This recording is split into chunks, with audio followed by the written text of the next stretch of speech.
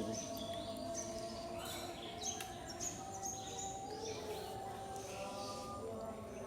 বড় মাছ বাজি দেয়